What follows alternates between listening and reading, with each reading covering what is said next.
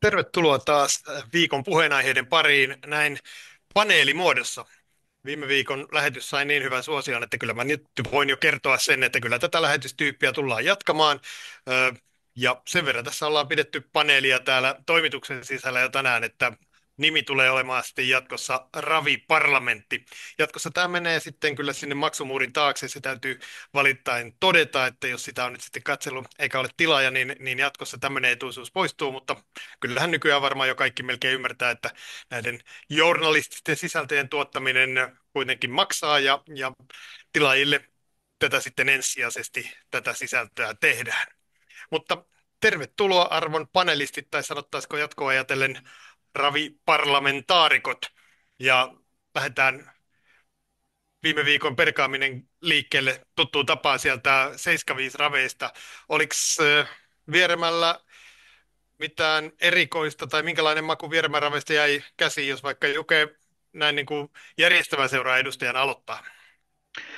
No varmaan yleisömäärä pikkupettymys, ja tekeli ei sitten suosinut ihan meitä, että se loppujen lopuksi oli parempi kuin mitä luvattiin, mutta ne oli aika synkät ne sääennusteet pitkin viikkoa, ja vielä päivänkin ennuste näytti huonompaa kuin mitä sitten sitä loppujen lopuksi toteutui, että yleisömäärässä jäätiin kyllä selkeästi viime vuodesta taakse, mutta taas urheilullinen taso oli korkea, rataolosuhteet taas kerran huippuluokkaa, että vaikka vettä tiimi vähän koko illan, niin kurasuojia esimerkiksi ei tarvinnut, että sen puolen laitteet onnistuvat kyllä taas 100%.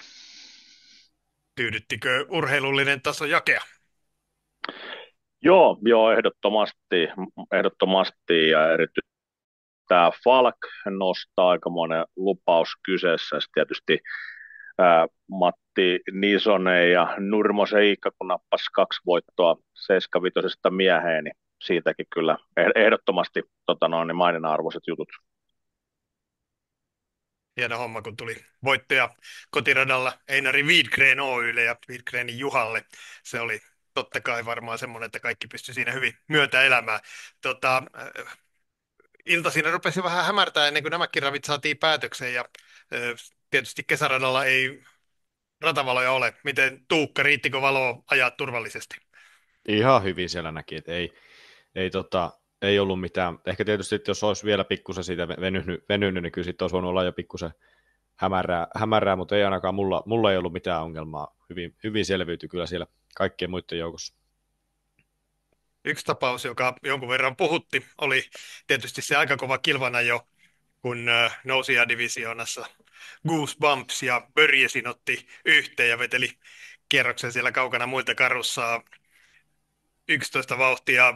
Jake, päästään sun suosikkiaiheeseen, eli vaikka vähän kuskien moittimiseen. Olisiko tässä kohtaa kuskeista jotain sanottavaa? No, nämä on kilvana jo, ja se on ihan hyvä, että välillä vähän lasketaan menemään, eikä siinä mitään sen ihmeempää, että niin. Noita välillä sattuu. Ollaanko maistia Jakessa pientä vanhenemista? Selvästi. Nuori Jake olisi kyllä tähän kohtaan iskenyt aika kovasti, mutta Tuukka, sä olit siellä lähdössä mukanakin, niin minkälainen se tunnelma oli siellä? No onhan se aina, lähtöhän menee aina uusiksi sit siinä vaiheessa, kun siellä tulee erimielisyyksiä paikkojen suhteen ja ei tyydytä siihen juoksuasetelmaan, mikä sen lähdön aikana on, että kyllä se pikkusen hankaloittaa sitä omaa tekemistä ja kuitenkin siinä sitten omiakin paikkoja pitää jossain määrin yrittää puolustaa, mutta kuitenkin viisaasti, mutta kyllä se äkkiä sitten käy myös niiden takana olevienkin sitten niskaan se homma, että kyllä siinä kuitenkin pitää sitten tehdä ratkaisuja, niin kärkipäässä hevoset väsyy tuommoisen ylivauhdin jälkeen ja niin poispäin, että kyllä se pikkusen on aina sekavaa se kilvaa jo siinä, mutta sitten jotenkin sitä tilanteesta ehkä jos jotain haluaa niin kommentoida, niin mä oon itse täysin samaa mieltä Jaken kanssa, että kyllä niin kilpaa saa ja pitää aina välillä joskus ajaa, mutta just siinä, kun sitä takapäin seurasi sitä tilannetta, niin siinä pikkusen mentiin vähän niin kuin, ajettiinko vähän kaverinkin rataa välillä ja pikkusen ahistettiin ja kyllä sieltä jonkinmoisia kommentteja kuului sinne takajoukkoihinkin kuskien välillä, että kyllä niin kuin, ja tavallaan jos kilpaa ajetaan, niin pidetään se kilpailu niin siistinä ja että se näyttää hyvälle, että ei niin kuitenkaan voi mennä niin sit sääntöjen yli. Siinä ei muuten kellekään kyllä mitään rangaistuksia. Joo, siinä. Oliko sun mielestä, näyttikö sieltä taustalta, että olisi jopa voinut vähän jakaa jollekin? No joo, kyllä siinä Mauri joutui melkein sitä nollakaistan kautta niin varomaan kun kurvi tuli vastaan ja se vauhti oli ihan äärettömän kovaa, mutta meikäläinen ei ravituomari ole, niin en sen enempää ota asiaan kantaa, mutta kyllä niin ehkä itse, jos olisin ollut siinä tilanteessa, niin kyllä vähän olisi semmoinen olo ollut, että menikö kuitenkaan sitten ihan oikein. Juken kokemuksella on näitä kilvanajoja nähty aika paljon. Miten se on? Onko nämä kilvanajoja vai tekeekö siinä jompikumpi virheen? Se, joka puolustaa keulapaikkaa tavallaan ylikohtuuden, tai se, joka siitä keulapaikkaa vaatii itselleen ylikohtuuden?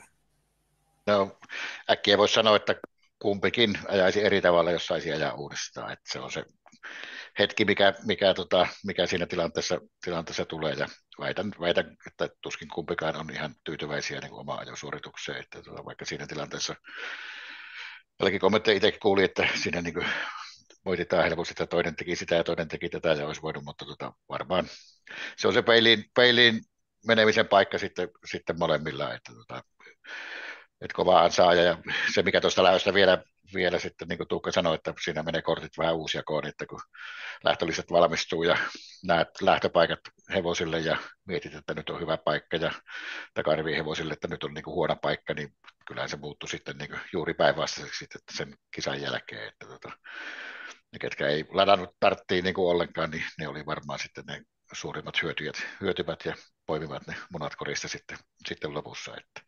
Mutta pakko sanoa siitä, just sitä urheilusta tasosta, että tuokin lähtö oli kumminkin vasta 30 ryhmä ja voittako 13.9 täydeltä matkalta siinä tihkusateessa, niin oli se kovaa valuuttaa, että tässä mentiin 20 kovempaa kuin sen 150 000 ryhmässä, että kyllä meillä hienoja hevosia on näissä lauantai-lähdöissä.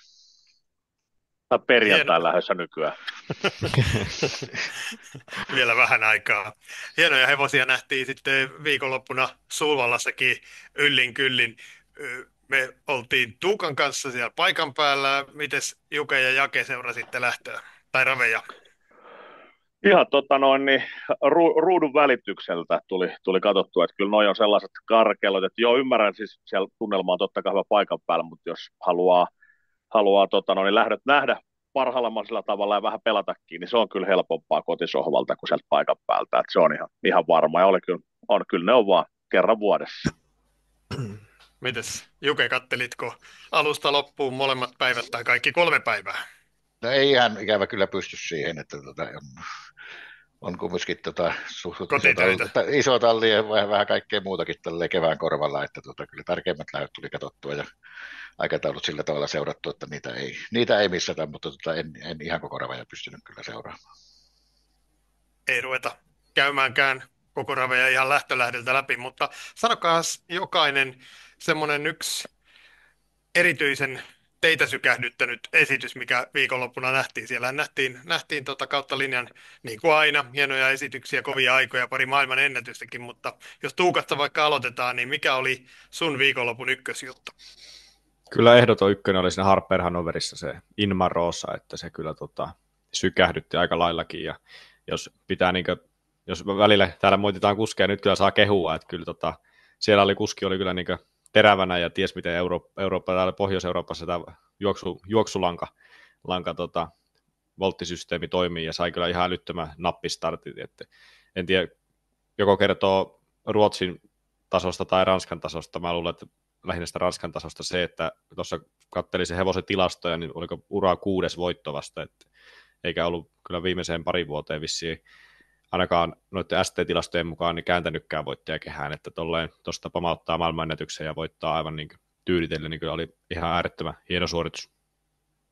Mites Jake? No, Tuukka vei sen kirsikäiseltä kakun päältä, samahan ei saanut sanoa, niin mä etän sitten sieltä lauantailta se Savastano, se Adrian Colcini, mikä meni täyden matkan 10-1. Niin ei jackpot-meerasit ja kumpparit, niin ei paljon takarivistä kierrellä niissä vauhdeissa. Että kyllä oli siis aivan käsittämätön esitys. Eka kertaa rapastiin kengät pois ja kyllä selkeä efekti tuli hevoseen. Että kiva nähdä, mihin vielä nousi. Mä oon vähän samoilla linjoilla. Mullekin se oli jotenkin se sykähdyttävin, kun koitti katsoa, että miten siinä Starfoto S voisi napata mahdollisimman hyvän sijoituksen, niin ei se kyllä helppoa ollut, kun keula vetää 10-1 täyden matkan läpi. Voisiko tämä olla vaikka hevonen Kymi GP? Siis ihan siis todellakin voisi. Todellakin voisi. Itse just nimenomaan tämmöiset nousevat hevoset, mikä nyt räväyttää tollaisen esityksen, on vielä vähän niin kuin tavallaan kääntämätön kortti, että miten kova. Tavallaan ne rajat on niin kuin nyt avojaloon katsomatta, niin se olisi kiva sitten katsoa ne esimerkiksi Kouvolassa, että missä ne menee, tai selviikö ne sielläkään. Että plus sit se, että Adrian Goldsini ja oikeastaan koko suku on kuitenkin mun mielestä sellaista ollut aina, että ne tuo niin kuin jo pelkällä läsnäololla niin kuin tietysti nostaa kisastatusta, plus se, että ne tuo aina väriä lähtöihin, että siellä ei ainakaan sitten todennäköisesti mitään kävelykisaa ole tulossa, jos Goldsini näkyy viivalla. Vink, vink Perttusen Antille sinne Kouvolan suuntaan, että kuumaa linjaa Adrian Kolginille.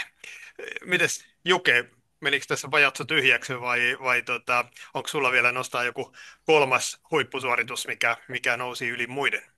Niin kuin sanoit, mä en kaikkia lähtöjä katsonut, mutta tietysti ne on kovat lähdöt katoja. Kyllä musta sillä tavalla, että kummassakin niin Elite Lopetissa kuin sitten meitä suomalaisia tietysti kiinnostaneessa Elite Campionissa, niin toisessa voittaja Kouvolan loppukirja oli kyllä jotakin aivan järisyttävää, että se ylivoima, mitä se esitti ja se ennen kaikkea se vahvuus, millä se tuli maaliin ja ne viimeiset kymmenet metrit, mitä muuhun porukkaan verrattuna, niin se oli kyllä hieno. Ja 8-4 kaikkien aikojen kovin voittoaika, niin sitä suoritus on pakko arvostaa. Ja sitten meidän oma Stallone, että siinäkin lähdössä kumminkin ajettiin taktisesti niin kuin selkeästi, jos hevoset ajoi Stalloneen vastaan ja keulahevonen lopetti 17.6, mutta Stallone sai aika paljon sitä kiinni ja tuli oikein vahvasti maaliin, että kyllä mä sen suorituksen arvon nostan kyllä tosi korkealle, että kyllä mun mielestä Stallone edusti Suomeen hienosti. Mitäs näkikö muut tätä Kouon Poin ulos tuloa sieltä kamerasta, missä se pukkasta Francisco Jetin 4. Sitä vähän spekuloitiin ainakin somen puolella, että olisiko pitänyt jopa hylätä, ja kyllä itselle jäi se lammaku, että jossain NS tavanlähdössä olisi saatettu jopa hylätä, mutta sitten ehkä ei Elite Lopetin finaalissa uskallettu. Niin mitäs mieltä Tuukka ja Juke, kuuluuko sääntöjen niin sanotusti muuttua isoihin lähtöihin, vai pitäisikö sääntöjen olla samat riippumatta ykköspalkinnosta? Niin eikä säännöt muutu, että kyllähän ne on samat, mutta monta kertaa me nähdään vaikka jääkiekon finaaliotteluissakin, niin sielläkin tuomarit sanoo, että ei säännöt muutu, mutta silti siihen tulee semmoinen tietynlainen ymmärrys siihen kovaan tilanteeseen. Mä en nyt ihan tarkkaan muista, että saiko Kouon pois sitä minkälaista rangaistusta. Kyllä sitä katsottiin varmaan, koska useamman kerran ne näytti sitä takaa suoraan, mutta se oli sitten vähän sellainen tilanne ehkä, että siinä tultiin myöskin yhtä aikaa sisältä ulos, että kumpiko oli muna ja kumpiko kana, niin se ei ollut ehkä ihan selvää. Mulla on semmoinen kanta tuohon, että se tietysti riippuu, että kumpi osapuoli tai kumman osapuolen saappaisi itse laitat, että kyllä se, aina jos sut itse pukataan pihalle lähestä, niin kyllähän se pistää niin kismittää, mutta sitten taas, jos itse olet se siellä se, joka sen tavallaan se ulostulon tekee, niin kyllähän sitä tietysti toivoo Elite Lopetin voitat, että tästä selvittäisi vain sakoilla, että vähän semmoinen niin ja näin tilanne, mutta kyllä tietysti kilpailuhengen säilyttämiseksi niin olisi ihan kiva, että tietysti säännöt pysyisi kuitenkin linjassa, vaikka ajetaan miten iso lähtö tahansa. Mites, kun aina ennen vanhaa moitittiin ranskalaiskuskeja siitä, että kun ne tulee 1000 metrin radalle Sulvallaan, niin ne ei osaa taktiikkaa, ne ei osaa ajaa siellä. Onko tässä tullut jonkinlainen muutos ja nimenomaan erityisesti tätä Elite Lopetia koskien, kun jotenkin tuntuu, että ne nytkin aika hienolla tavalla ajoi vähän niin kuin prepareita sen karsinnan ja sitten tuli selvä tasaparannus molemmilla näillä kärkihevosilla, Kouon Boylla ja Honekilla finaaliin, niin onko nämä oppinut nyt jopa viisaammiksi kuin ruotsalaiset, jotka taas ajoi siitä karsintavoitosta aika tosissaan? Vähän, niin. Siis toi on mun mielestä ollut kyllä se tyyli nyt jo kyllä useamman vuoden just, että ne ranskalaiset ei kyllä ihan sanottaan, totta kai ne nyt voittaa sen karsinnankin, jos on saama, mutta ei ihan hampaa tirvessä siinä ei kyllä ajeta. Ja kyllä ainakin itse on sen aina vähän ottanut huomioonkin esimerkiksi just Seiskavis pelilaatiessa ja muuta, että sellainen saattaa olla mahdollista. Jos yleisesti puhutaan sitten ranskalaiskuskien tasosta, niin siellä se ihan kärki, niin sehän kestää vertailun ehdottomasti, mutta siellä on kyllä todella 2 kerroksen väkeä, että kyllä sieltä niinku sellaista seppää tulee välillä ihan oikeasti Suomea ja Ruotsiakin, että niin kuin ihan oikein, siis niin kuin aivan niin kuin käsittämättömän heikkoja tällaiseen pohjoismaiseen tyyliin niin kuin kuskeina, että kyllä itse sanon, että niin kuin se ihan terveemmän kärjen takana, niin siinä on aika järkyttävää se touhu. Kyllä siellä nähtiin niin kuin viikonlopun huonoin ajosuoritus oli ranskalaiskuskilla tämä Frank Chio silloin sunnuntaina, mitä pidetään Euroopan parhaana 4-vuotiaana, niin on nollapinnainen hevonen Dötsissä, ja tämä on toisessa ulkona jättisuosikilla, niin ei käännä kiriin, niin kyllä se, niin se oli kyllä ehdottomasti semmoinen suoritus, mitä niin kuin ranskalaiskuskelta monesti ainakin itse on just nimenomaan nähnyt. Löytyyhän se vanha kunnon jakekin sieltä, mutta miten sitten, jos mennään tuohon päälähtöön vielä ja sen suomalaisedustajan, eli Massimo Hoistiin, Tuukka, eikä sitä voi liikaa ylistää. No ei kyllä, että kyllä täytyy olla niin äärimmäisen onnellinen, että pääsi Massimo Hoisti kuitenkin finaaliin, ja se oli kyllä Hannulta hienosti ajettu lähtö, että se ajoi sen niin kuin, tavallaan just niin kuin pitikin, että luottaa tavallaan siihen että sitten, tai niin kuin voisi sanoa, luottaa hevoseenkin jossain määrin kuitenkin, vaikka menikin sitten sinne sisäradalle ja sitä smyykaili, mutta hevonen tuli kyllä tosi lujaa sitten sen lopun ja nappasi sieltä sen 4. sijaan, että kyllä se oli niin hyvä onnistuminen niin hevoselta kuin kuskiltakin, että oli kiva siellä kannustaa suomalaishevosta finaalissa.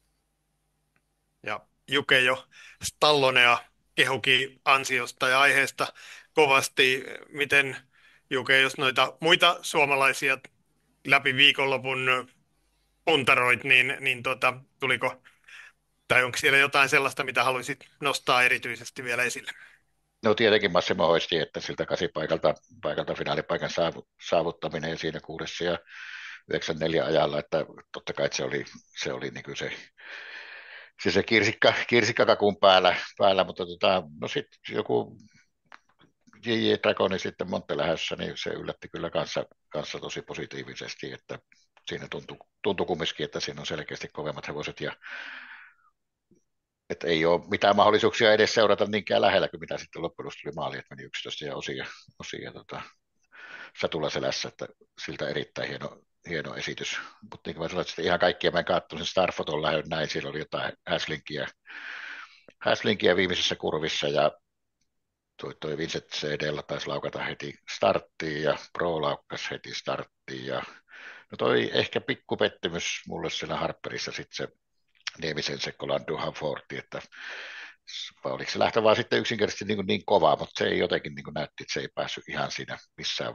Siltä mä odotin, ja sillä tavalla vielä sisärtaan juoksulla, niin odotin, että se kyllä ehkä saavuttaisi vähän enemmän, mutta sitten tietysti siinä, kun Hajon Pepper, joka pidetään, ja onkin todella kova hevonen, niin myöskin se näytti niin kuin siltä, että ei saanut oikein minkäänlaista otetta näistä kärkihevosista, että se saattoi olla, että sen lähtö oli vain yksinkertaisesti tänä vuonna niin kova, että siellä ei vaan paukut riittänyt. Jake pistää Elite Loppet viikonlopun urheilusuoritukset pakettiin, sananen Veikosta tai jostain muusta vapaa-valintaisesta hevosesta. No joo, kyllä siinä oli mielenkiintoista, oli nimenomaan Veikko miten niin se tietysti on aina huolestuttavaa, kun niitä laukkoja tulee, mutta maalin ylitti Jobsladin mukaan 16 vauhdilla ja digitaalit näytti tuolta viimeiselle 200 metrille 17 kyytäjä. Ja sitten mielenkiintoista oli myös Star Photo, kun aina näistä lähtönopeuksista. Suomessahan sitä tavallaan absoluuttista lähtönopeutta ei oikein koskaan saa niin kuin mitattua, että se pitää vähän niin kuin silmällä katsoa, mutta kun tuolla Ruotsin tekniikalla sen pystyy mittaamaan, niin oliko se lauantain toisiksi kovin avaaja ekalle 200 metrille 0,2,7. Ainut ongelma oli, että se just sisäpuolella saattoi olla lauantain kovin avaaja, eli tuppen. Niin ei ihan, että sanotaan, että aika monelta muulta lähtöradalta olisi pamauttanut siinä keulaan, että pitää ottaa kuitenkin Starfotolla esityksessä huomioon se, että se oli 0,2 avataan ekat 100 metrit, just miten Juke sanoi siinä loppukaarteessa, kaikki häslingit, siinä mennään kymppiä läpi, niin tavallaan mä väitän, että se esitys oli parempi, miltä se ehkä saattoi ensin silmäyksellä näyttää. Joo, noissa vauheissa ei kyllä, siellä ei sovi tulla mutkia matkaa aika paljon kiinniottoja, että se on kyllä aika iso homma sitten ruveta sieltä nappaamaan niitä vauhteja tavallaan takaisin, mitkä menetät noissa tuommoisissa hakaustilanteissa tai muissa, mitä joudut sitten väistelemään. Pienistä marginaaleista kiinni. Yksi asia, joka puhutti jo ennen Elite lopettiin aika lailla, oli Ruotsin niin kutsuttu verisääntö. Siellä säännöt on kyllä pysynyt ennallaan, mutta 1.1.2025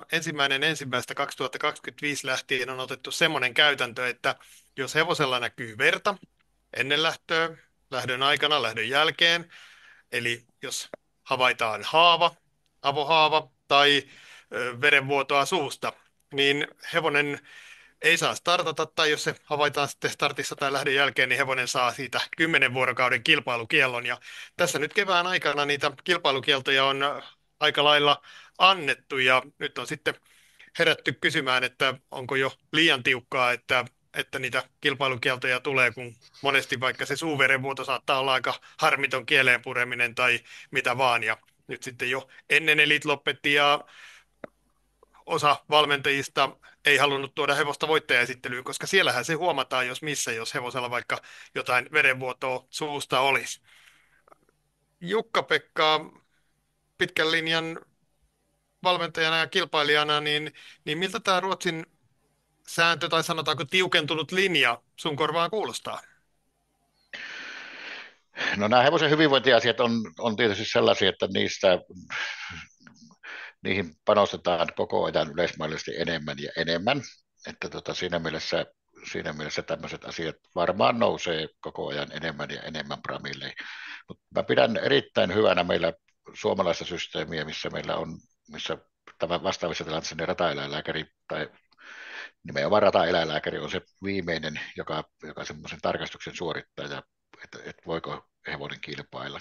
Että siinä pidetään kumminkin se vielä se jonkinlainen niin kuin tavallaan eläinlääkärikontrolli siinä, että onko kysymys niin kuin tavallaan sellaisesta asiasta, joka oikeasti niin kuin tavallaan häiritsee ja haittaa sitä hevosta, vai onko tämmöinen niin sanottu kauneusvirhe. Mutta ruotsalaiset on tulkinut sitä niin kuin näin ja toimii näin, vaikkei mun on mennä, eikä varmaan pysty kukaan menemään sanomaankaan, että näin ei pitäisi toimia. Se, mikä siinä on ongelma tietysti se, että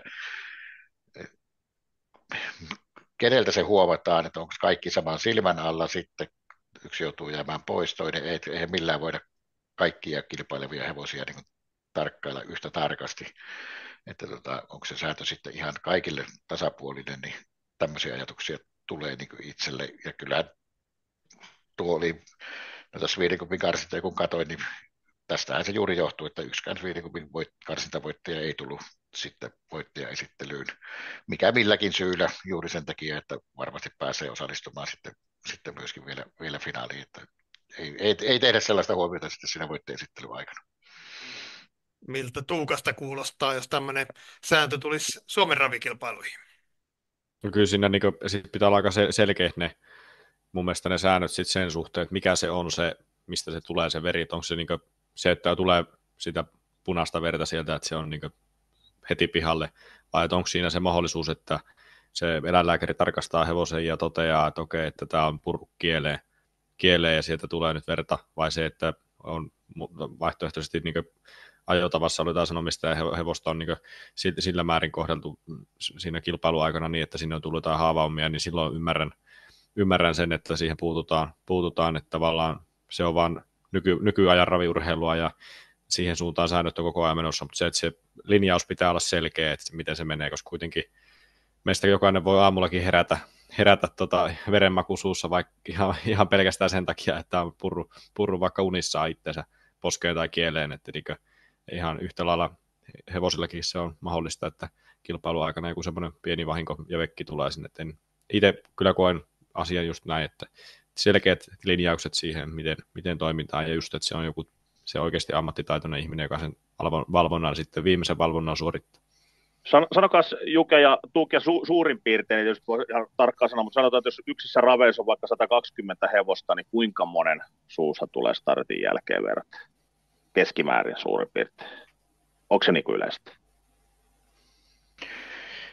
Ei se yleistä ole, en uskalla mitään lukua heittää, mutta sanotaan, että yksittäisiä ja suuri osa näistä, mitä on, Hipposan tekee jatkuvasti nyt tätä suututkimusta, tai ei jatkuvasti, mutta näitä on tehty jo niin useampia, että niin näistä monet on sitten semmoisia vaarattomia kieleen puremia, tai sitten jotakin semmoisia vanhojen haavaamien poskeen puremisia ja semmoisia, että varsinaisesti niitä kuolaimella se vamma aiheutettu, niin niitä ei kyllä varmaan löydy läheskään edes joka raveista.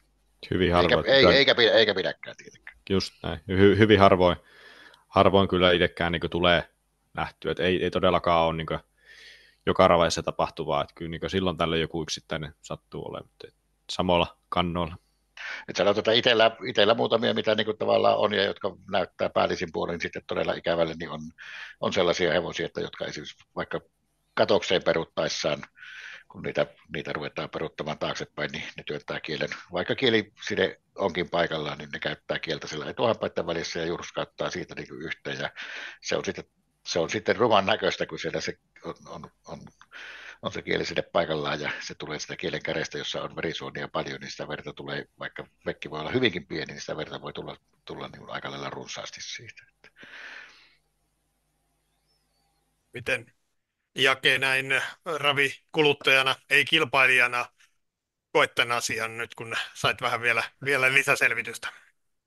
Joo, toi on varmaan just semmoinen, että se on aika marginaalista. Mä ymmärrän sen, että miksi tavallaan tämä asia halutaan kitkeä, koska varsinkin jos zoomataan jotain hevosta, millä niin kuin vaikka se olisi niin kuin just jostain kielen puremasta tullut se veri, mutta jos on suu aivan veressä, niin se voi näyttää aika rajulle jonkun uuden seuraajan silmin, että tässä varmaan sitä tässä myös osakseen niin kuin haetaan, että kyllä periaatteessa mä kyllä niin kuin silleen tajun, että tavallaan nuo säännöt on aika kireet siinä suhteessa, että se voi kyllä jonkun säikäyttää lajin parista poiskin, niin kuin tavallaan jonkun tietämättömän, jos niin tuollaista näkyy vaikka TV-kuvissa.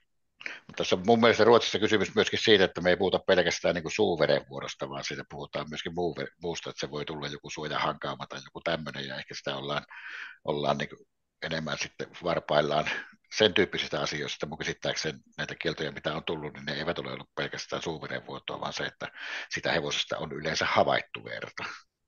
Se astuu tämä pykälä voimaan samalla tavalla. Että. Avohaavat on ihan sama juttu. Olipa ne sitten tosiaan hankaumia tai jotain muita lyöntihaavoja, mutta voisi nyt kuvitella, että siinäkin, jos on vaikka hankaumasta kysymys, niin missä se raja vedetään, että milloin siellä on verta ja milloin ei, niin ettei se ihan yksinkertainen ole, että milloin se punottaa ja milloin se punertaa tai jotain näin. Miten Tuukka koet? Toi tuli vaan niin tälleen sivuseikkana mieleen lähinnä Jukelle kanssa kysymys, että itselle sen verran vielä vähän elämänkokemusta näistä hommista, mutta tuommoinen niin just näitä verenvuotoja, että mistä sitä voisi tulla sitä verta, niin tämmöinen joku keuhkoverenvuotaja, että kyllä itse ainakin joskus on nähnyt jonkun kilpailun jälkeen, että on tullut sieraimista verta, niin miten Juke kokee tämän seikan sitten tuossa asiassa. Ainakin itse tuntuu, että ihan semmoiseen tosikin pätevä sääntö. No joo, ilman muuta, ja niissä ei varmaan Suomessakin, jos vastaava havaitaan, niin ne on jo niin vakavia asioita että niissä se 10 päivää on jopa varmasti niin kuin liian lyhyt kilpailukielto siitä. Että. Onneksi ne on tosiaan harvinaisia juttuja ne, mutta on kyllä ihan varma kanssa, että ei kukaan valmentaja kyllä, jos keuhko tai tuommoista sierainverenvuotoa keuhkoista havaitsee, niin ei kukaan kyllä ole ihan 10 päivää päästä vielä ilmoittamassa sitä starttia, että kyllä niistä tulee aina sitten pitkät tauot ja saattaa vaikka koko urakin päättyä. Mutta mennään tästä vielä lopuksi kotimaan asioihin. Turussa ravataan 75 kierros perjantaina ja Jake bongasi sieltä ihan mielenkiintoisen jutun, että siellä oli 2 semmoista divisioona-karsintaa, jossa karsitaan pääsystä lokakuussa ajettaviin finaaleihin. Juu, kyseessä tietysti semmoiset divisioonat, joille ei ole finaalia tuolla kuninkuusraveissa, missä seuraavat finaalit muistaakseni ajetaan, tai missä ne nyt sitten ajetaankin, niin siellä ei ole finaalia. Et kivahan se on, että ne karsintavoitot tulee jollain lailla hyödynnettyä, mutta sittenhän tilanne voi olla se, että kuitenkin paljonko tästä on nyt aikaa, 4-5 kuukautta, että siellä tilanne on jo hevosella hyvin toinen. Tietysti se saattaa olla vaikka jo juossut monta tuhatta rahaa sen jälkeen ja olla aika lailla helpossa sarjassa tietyllä tavalla siinä kohtaa, tai sitten voi olla, että se ei ole ollenkaan semmoisessa kunnossa, että sen edellyttäisi se edellyttäisi juoksemista finaaleissa. No, siinä tietysti valmentaja tekee omaa harkintaansa siinä. Mutta Tuukka, miltä tämä kuulostaa, että nyt Turussa karsitaan pääsystä lokakuussa ajettaviin finaaleihin? Kyllä se itsellä tulee ainakin semmoinen fiilis, niin kuin, että peukkua alaspäin. En tiedä, mikä on peruste ollut sit sille, että on tämmöinen idea keksitty, mutta kyllä se kilpailullisesti niin se en niin näe, että se on hyvä vaihtoehto, että siinä niin kuitenkin puoleen ja toiseen hevosten se kilpailukunto tuommoisella aikavälillä niin se vaihtelee jo aika lailla suuntaan jos toiseen, niin hyvään kuin huonoa tapauskohtaisesti, ja sitten myös se pointti, että kuitenkin hevonen, mikä siitä saa finaalipaikan vaikkapa siinä lokakuun finaaliin, niin sehän voi olla niin tällä hetkellä pronssidivarisissa, mutta jos oikein hyvin menee sen 4-5 kuukauden aikana ne kilpailut, niin sehän voi olla jopa kultadivarissa periaatteessa siinä vaiheessa, kun sitä lähtöä ajetaan, että onko se sitten niin kilpailullisesti niin, ja kauhean niin hyvä idea, tai sitten taas vaihtoehtoisesti, että menee se koko finaali ohi sitten, jos kauden niin kilpailukunto on jo siinä tänä aikana niin kadon, tai ei kilpailukunto katoa mihinkään, vaan just tämmöinen niin hevosen paras vire. Kyllä, kyllä. Jake tämän pointtas, Jaken mielipide me arvataan. Löytyykö Jukelta yhtään enempi ymmärrystä, jossa ajattelet valmentajana ittees ja sitä, että sun hevosella ei ole nyt finaalia tulossa ja se kuitenkin pärjää hienosti tässä, että sitä jotenkin palkittaisi mahdollisuudella päästä sitä isoa rahaa koittamaan vaikka sitten syksymällä. No joo, mullahan on tässä tavallaan vähän niin kuin oma lehmä ojassa, että tämähän ei ollut nyt niin kuin ensimmäisen kerran Oletko sääntövaliokunnassa laittanut omille hevosille? Ei, mä puhun nyt omista hevosista. Mä törmäsin tähän ihmeellisyyteen itse omaa valmennettavan kohdalla, kun on ollut aina sitä mieltä, että on aika taitava kilpailuttaja ja hallitsen niin kuin tavallaan nämä kilpailulliset kommervenkit aika hyvin ja olen hereillä niistä, mutta sitten yksi hevosen omistaja huomasi, että 17.3. Tampereella ajetaan Suomen hevosten 15 000 karsintaa, jossa finaalikierros on sitten Kulinkuuroveissa Oulussa 2.8. No, mehän sitten muutettiin omaa hevosen kilpailuohjelmaa ja mentiin ajamaan sinne 7.3. Tampereelle ja vielä toinen bonus oli sitten, että 8.4. Vermossa ajettiin myöskin samalla tavalla ja nyt meillä on hevosella finaalipaikka sitten jo varmistettuna sinne Kuninkuuraveissa ja parhaassa tapauksessa, jos hevosen ura menee tästä eteenpäin oikein hyvin niin sillä voi olla sitä rahaa kyllä aika paljonkin jo sitten silloin finaalipäivänä. Ja silloin mietin itse niin tätä, että mä ymmärrän, tämä tuli tänä vuonna niin kuin uutena, ja oli tosiaan itselläkin sellainen kuva, että niin näitä ajetaan näitä divareita myöskin siinä välissä, että sulla ei ole sitä sen kyseisen divarin finaalia ole siinä.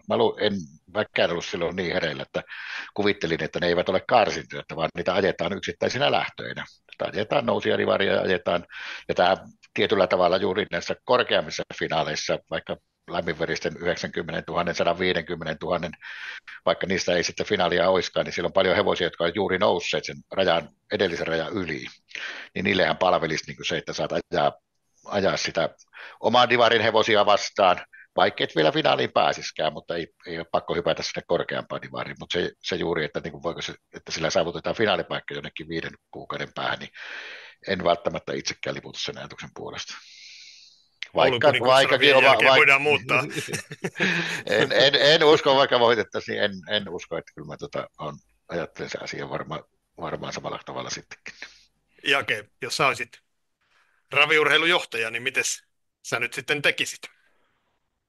Niin, joo, mä en itse tuossa kyllä näe. Itse asiassa toi tuli, mä soittelin Tiina Rintalalta Elvis Travianista kommentteja tuossa eilen, niin hän sitten tätä niin kuin outoutta mulle kertoi, niin täytyy myöntää, kun hän sitä alkoi niin kuin sanoa, niin mä ajattelin, että nyt on kyllä Tiinan katsonut jotain väärin, ja sitten kävi itse tarkistamaan, niin ei kyllä oli katsonut ihan oikein, täytyy sanoa, että hämmennys oli aika suuri, että en mä niin kuin ihan ymmärrä tätä, että onko siinä niin kuin, miten tämä nyt menee kaiken kaikkiaan, että montas finaalia tavallaan ajetaan kerralla, eli monta sieltä jää tavallaan ajamatta, että olisiko se nyt ihan poissuljettu, että kaikki divarit, mitä meillä nyt löytyy tässä, ja niitä nyt niin monta ole, niin ajettaisiin sitten silloin finaalikierroksella, että kaikille olisi niin kuin jokaisessa finaaleissa lähtö, vai mitä mieltä?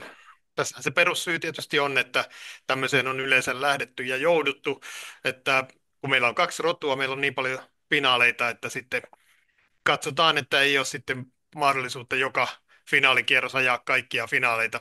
Joku hevosurheilussa tuossa kevättalvella kirjoitti näkökulmapalstalla semmoisen ajatuksen, että niitähän pari divisioonaa vapautuisi tai pari finaalia vapautuisi sillä, että poistettaisiin dammadivisioonat molemmille roduille tai molemmilta roduilta ja ulotettaisiin tämä tamma-etu, joka nyt on siellä hopeadivisioonassa ja kultadivisioonassa tällä hetkellä, tai siis, että hopeadivisioonan tammoilla voit ajaa kultadivisioonaa, niin ulotettaisiin tämä kautta Tai koko toisinpäin, divisioonan järjestelmä.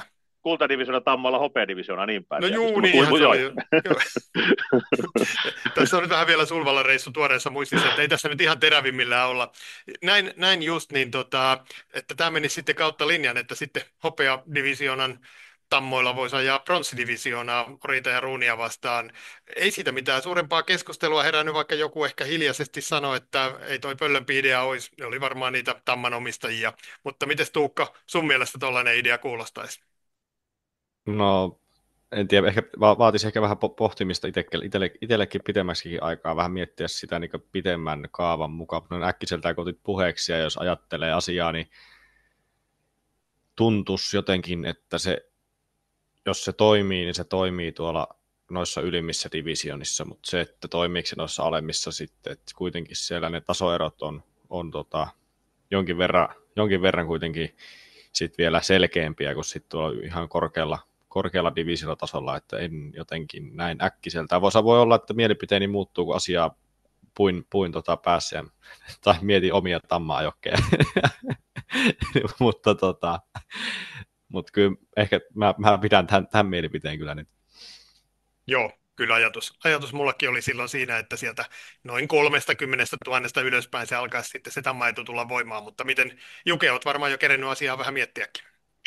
No en hirveästi ole kerennyt miettiä, mutta niin sillä tavalla äkkiä laskin, että miksei 15 000 on lämpöisten aliraja, siellä olisi 30 tammat, sitten 30 ryhmässä olisi 55 000 euroa tienanneet tammat, 55 000 euroa tienanneessa olisi 90 ja tienanneet tammat, ja 90 olisi 150, ja ne on sitten ne on jo avoimen sarjan hevosia, ja 150, miksei, ihan ainakin lämiveripuolella, niin en näe sitä niin kuin, miksi semmoinen ei toimisi.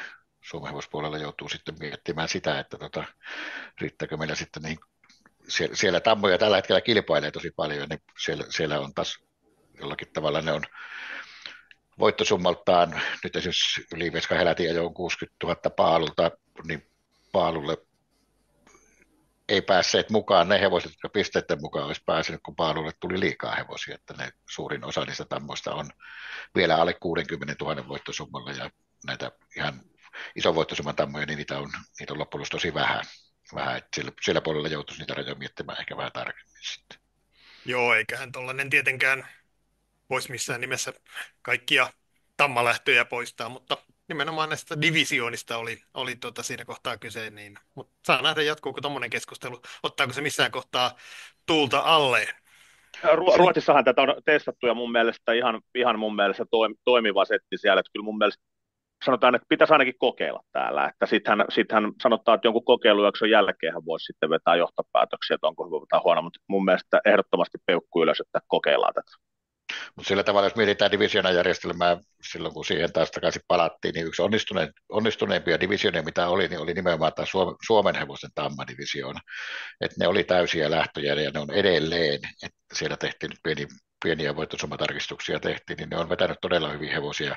Samoin lämminveristen tammadivari, niin se on vetänyt hyvin kyllä hevosia, että missään nimessä sen ei ehkä sitä kokonaan ei passaa kyllä poistaa, sitä voisi sitten just olla ne jossain välisarjassa yksittäisiä kokeiluja, joissa tammat pääsee sitten voittosummalla yhtä luokkaa alempaan mukaan.